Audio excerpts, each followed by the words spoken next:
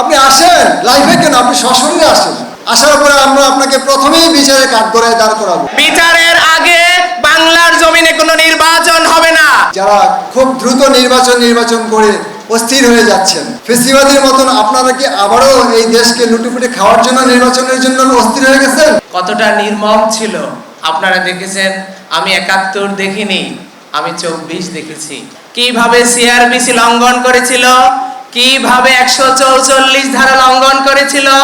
৬ মাস হয়ে গেল, আমরা কি বিচারের ন্যূনতম কিছু দেখতে পেয়েছি? কয়টা আসামিকে গ্রেফতার করা হয়েছিল?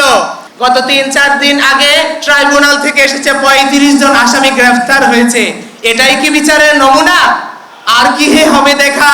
যতদিন যাবে বিচার পাবো কি আমরা? তবে আমাদেরকে সকলকে একটা কথা আমি সবসময় বলি, ঐক্য হবে, সংস্কার হবে, নির্বাচন হবে, কিন্তু তার আগে বিচার হতে হবে। বিচারের আগে বাংলার জমিনে কোনো নির্বাচন হবে না। নির্বাচন দেওয়ার জন্য, কাউকে ক্ষমতায় যাওয়ার জন্য এতগুলো মায়ের সন্তান তাদের জীবন দেয়নি। আপনাদের ক্ষমতায় যাওয়ার এত লোভ কেন? আমি বলতেছি, আপনারা চোখটা বন্ধ করে দেখেন, সেই পরিবারদের কথা চিন্তা করেন, সেই ম্যাসাকারের কথা চিন্তা করেন। ফেসিবাদ যদি থাকতো ২৯-এর আগে কোনো নির্বাচন হতো না, বা ২৯-এও নির্বাচন হলে কে ক্ষমতায় যেত তার কোনো সম্ভাবনা ছিল না। আজকে এত হাজারো মানুষ মুক্ত পাখির মতো ঘুরে বেড়াচ্ছে। আজকে এই হাজারো মানুষ তারা জেল থেকে মুক্তি পেয়েছে। এই স্বাধীনতা যে অর্জন হয়েছে সবকটা প্রত্যেকটা শহীদের রক্তের বিনিময়ে।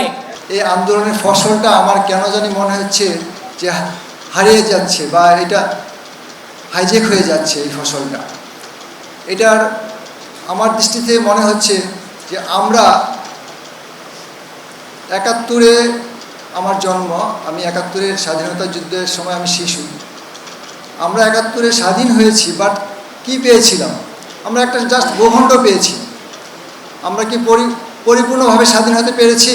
স্বাধীনতা পরবর্তী যারা রাষ্ট্র পরিচালনা করেছে তারা সকলকেই আমি দেখেছি তারা একমাত্র ভারতের তাবেদারি করে গিয়েছে। তো ভারতের তাবেদারি যদি করে থাকে তাহলে আমরা কি করে স্বাধীন হলাম ভাই? এবারে যে ২৪-এর অভ্যুত্থানে যারা আমার ছেলেসহ যারা জীবন দিয়ে শহীদ হয়েছে, তাদের এই ত্যাগ, তাদের এই আত্মত্যাগ, ইভেন প্রায় ২২,০০০ আহত যোদ্ধা, তাদের এই যে ত্যাগ, আমি বলবো এই ত্যাগের বিনিময়ে আমরা কি আবারও তাদের ভারতের তাবেদারি করতে চাই? সুতরাং এটা কোনো ক্রমেই হতে দেওয়া যায় না। আজকে দেখেন, সেই ফেসিবাদীরা পালাতে বাধ্য হয়েছে, কিন্তু এখনো ফেসিবাদীর দোষরোধ পেতে আছে। কি করে এই দেশে আবার থাবা মিলবে? আপনি আসেন লাইভে, কেন আপনি সশরীরে আসেন। আমরা আপনাকে ওয়েলকাম জানাবো, আপনি আসেন। আসার পরে আমরা আপনাকে প্রথমেই বিচারে কাঠগড়ায় দাঁড় করাবো। আমি আমার সংক্ষিপ্ত বক্তব্য আমি বেশি দীর্ঘায়িত করব না। যারা এই আন্দোলনের ফসলের বিনিময়ে যারা নিজেরা একতরফাভাবে সুবিধা নিতে চাচ্ছেন, কয়েকটা রাজনীতি দল, আমি বলবো জামাতে ইসলামী বাদ দিয়ে, যারা খুব দ্রুত নির্বাচন করে অস্থির হয়ে যাচ্ছেন, কেন? আপনারা সেই ফেসিবাদের মতন আপনারা কি আবারও এই দেশকে লুটেপুটে খাওয়ার জন্য নির্বাচনের জন্য অস্থির হয়ে গেছেন? এটা কিন্তু আমরা শহীদপুরের পক্ষ থেকে, আহত পরিবারের পক্ষ থেকে আমরা কেউ মেনে নিতে পারবো না। আমার সংক্ষিপ্ত বক্তব্যে আমি বলবো যে আমার ছেলেসহ যারা শহীদ হয়েছে তারা এই দেশের একটা সুন্দর রাষ্ট্র চেয়েছিল, দুর্নীতি করেছিল। সেই দুর্নীতিগ্রস্ত বা আমাদের যে সর্বোপরি আমাদের যে ভোটাধিকার হরণ করেছিল, সেই ভোটাধিকার, আমাদের মৌলিক অধিকার, এগুলো যেন আমরা আর বঞ্চিত না হই। সেই জন্য আমি বলবো আমাদের ইলেকশনের আগে সর্বপ্রথম আমাদের শহীদ পরিবারদের বিচার দরকার। প্রথমে আমরা বিচার, তারপরে সংস্কার, তারপরে আমি বলবো নির্বাচন। এর আগে এই দেশে আমরা কোনো নির্বাচন মেনে নিতে পারি না। আর আমি বাংলাদেশ জামায়াতে ইসলামীর কাছে আমি আহ্বান জানাবো, বাংলাদেশ যেহেতু একটা ইসলামিক রাষ্ট্র, এখানে যতক্ষণ পর্যন্ত কোরআনের আইন চালু না হবে, প্রবর্তন না হবে, ততক্ষণ পর্যন্ত এই দেশে শান্তি কামনা করা যায় না।